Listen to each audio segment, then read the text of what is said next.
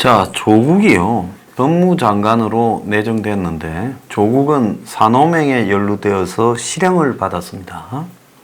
자, 우리가 지난 일이고 과거에 군사 정권 때다 그렇게 이야기하면서 일부 주동자들이 사면복권 받았다 그렇게 말을 하는 것과 또 일부 사건이 무슨 당시 안기부에 의해서 조작 왜곡됐다 그런 말들이 항상 따라다니죠. 자, 그 일부를 인정한다 하더라도 그러면 사회노맹의 실체가 없는 것이었냐 있는 것이었냐 그런 부분을 따져봤을 때 적어도 일국의 법무장관을 하는데 그 나라 체제를 갖다가 사회주의 혁명으로 뒤집고 새로운 노동자 세상을 만들겠다 하고 천명했던 조직에서 일해서 실형을 받았던 사람이 어떻게 일국의 법무장관을 할 수 있느냐. 그건 차원이 다른 문제라고 보고 있습니다.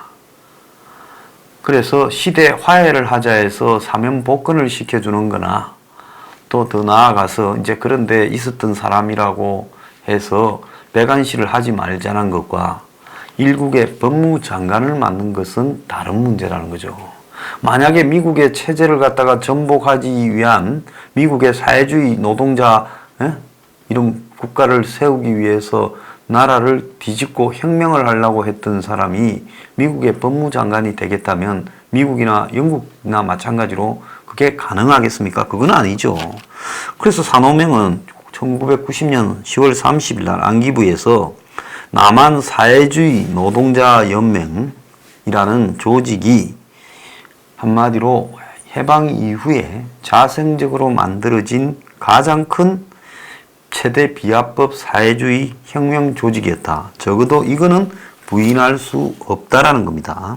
이 조직은요, NL 있고 PD가 있었고, 거기 말고 또 CA라는 가장 극자 학생운동 조직이 있었습니다.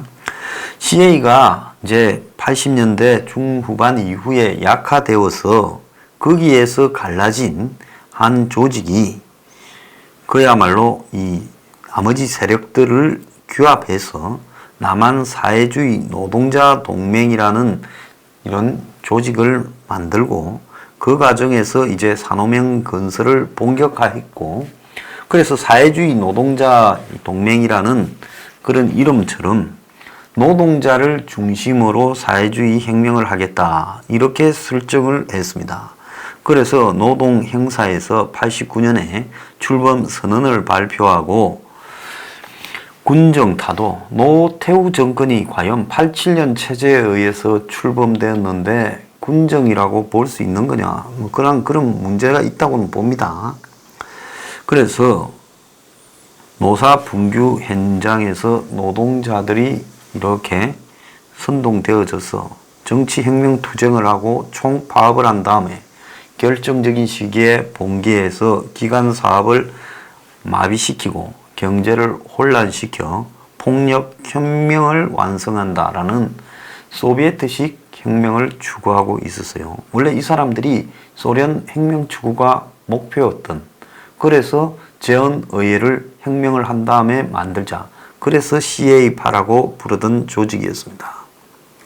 그래서 과거에 제가 이 시위 현장에 나가면 이 사람들은 꼭 자기들끼리 따로 움직였어요. 크게 숫자가 많지는 않았습니다만은 이 CA라는 조직이 아주 별도의 조직으로 자기들끼리 움직이면서 이렇게 투쟁을 해왔는데요. 그래서 이 목표로 하는 부분이 사회주의 혁명 선정성동의 대중적 확산, 노동자 계급 주도 합법 민중정당 결성, 전국 주요 공장에서 혁명적 사회주의자 공장 소조 창출, 학생운동의 노동자 계급 동맹 세력화, 독점 재벌 재산 국유화, 물가관리 민중위원회, 농축산물 수입 개방 저지 등을 투쟁 슬로건으로 내세우고 싸웠다는 겁니다. 자, 그래서 지도부를 갖추고 전국의 조직을 갖추고 무장 봉기를 위한 폭발물 개발, 무기 탈취 계획, 독극물 개발 등의 특수 임무도 했고 전국 9개 시도에 지방위원회를 두고 더 나아가서 이 사상성, 비밀 활동 능력 등 50가지 기능에 따른 심사를 거쳐서 엄격하게 조직원을 포섭을 했고, 일정한 기간 동안의 사상 체력 훈련과 더불어서 심지어 모든 말들을 즉 암호로 만들고 철저한 안전관리, 기밀유지 훈련까지도 받았고, 또 유인물과 책자, 그리고 월간지 노동해방문화 이런 걸 통해 가지고 노동자 전위정당을 만들고 무장봉기를 통한 혁명을 하고 민중공화국을 수립하고 자본주의 철폐 및 사회주의 국가 건설이라는 그런 목표를 세우고 오픈된 조직으로 노동문학사라는 걸 만들어 가지고 당시 몇 달 만에 15만 부의 책자를 이렇게 발간했고, 서울대 학생회장을 했던 백태웅이가 이 가명으로 여기에 주로 글들을 기고했습니다. 심지어 당시 내용에 보면 고르바초프의 개혁 노선의 우편향 비판, 그때 소련이 망해갈 때요. 그러니까 소련이 막상 사회주의 혁명에서 실패하고 몇십 년 만에 망해가는데, 이 사람은 거꾸로 소련 혁명을 하자고, 소비에트 혁명을 하자고 저 변두리 한국에서 혁명 조직을 만들라 했으니 얼마나 시대에 뒤떨어진 마지막 발악이었겠습니까? 자, 그러면서 수사기관의 수색에 대비해 가스총, 도금류, 쇠파이프, 염산 등을 비치하고 근거 때는 문서를 소각하고 자상용 캡슐까지 만들었다는 겁니다. 그래서 한 50명 이상이 구속되었고요. 조직원이 1600명이다 이렇게 발표가 났고, 그래서 이제 여기에 핵심적인 인물로 박노해, 백태웅 등이 이제 문제가 되었습니다. 자, 그런데 이런 이제 구속 이후에 이 단체가 거의 와해되었고, 뭐 재건 운동이 있었지만은 그냥 끝났습니다. 그리고 이제 재판 과정에서 뭐 고문을 당했니, 또 억울하게 당했니 하는 이야기도 있었고, 실제로 당시에 수사나 재판 과정에서 덮어세우고 확대하고 한 부분은 있습니다. 그렇지만은 이 조직이 표방하고 하고자 했던 것은 그건 분명하게 100% 사실입니다. 제가 잘 알죠. 같은 시대에 살았지 않습니까? 당연히 그런 말과 그런 문건들을 돌리고 했지요. 그게 아니라면 이자들은 혁명가가 아니라 찌질이 되지죠. 그래서 인정할 거는 인정해야 된다는 겁니다. 자, 그래서 1심에서 주범이 무기징역이었는데 15년으로 이제 감형이 되었고요. 그리고 이 당시에 이제 뭐 이 사람들이 정치범이다 했지만은 사실은 이들이 이런 시도를 했던 것은 분명한 사실이고, 또 이때가 거의 소련이 망하던 시점이어서 사회주의의 실체에 대한 환상이 벗겨졌는데, 이들은 그야말로 소련을 추종하던 한국의 마지막 사회주의 혁명 세력이 그 소련 말기에 거꾸로 혁명을 시도하는 시대착오적인 모습을 보인 조직입니다. 그런 측면에서 봤을 때는 매우 멍청한 거죠. 모스크바는 이미 사회주의 혁명이 무너져 가는데, 그래서 소련이 사라져 가는데, 저 변두리 한국에서 1918년도 정도에 사회주의 노동자 혁명을 하려고 했던 겁니다. 그러니까 적어도 한 80년을 거꾸로 간 사람들이다, 이렇게 볼 수 있죠. 자, 조국은 지금부터 한 10년 전에 한 언론 인터뷰에서 자기가 뭐 뱃을 좀 할 생각이 있냐 하니까 나는 안 된다. 국가보안법으로 처벌받았고 또 위장 전입도 했다 이랬어요. 나중에 이제 뒤에 그 위장 전입은 알아보니 아니더라고 또 둘러댔습니다. 좌우간 이 국가보안법 처벌인데, 조국은 울산대 법학과 교수를 할 때 그 다음에 93년에 산호맹 산하조직 남한 사회주의 가학헌 사건에 연루돼, 이거는 산호맹의 이론을 담당하는 조직이었죠. 국가보안법 위반 혐의로 구속되었고 1심에서 집유를 선고받았지만 5, 6개월의 구치소 생활을 했습니다. 그래서 산호맹의 핵심 간부였던 백태웅이 서울대 법대 출신이고 서울대 학생회장을 했지요. 지금 한국이 아니라 캐나다 브리티시 콜롬비아 대학 가서 교수하고 있어요. 자, 백태웅이가 고향이고, 부산이 고향이고, 또 학과 선배여서 자금 지원과 글을 써줬다. 산호맹에도 이견도 있었다라고 그때 이야기를 했습니다. 자, 그런데 백태웅은 구속되었을 때도 당당하게 자기가 사회주의 혁명을 하려고 했다 말을 했습니다. 그러니까 백태웅은 일찌감치 한국에서 길이 없다라고 보고 지금 캐나다로 간 거지요. 그런데 조국은 자기는 거기에 마치 관계되지 않았고 조금만 뭐 인연관계로 지원을 했는데 그런 게 뭐 큰 문제가 되냐는 투로 지금 이야기를 하는데요.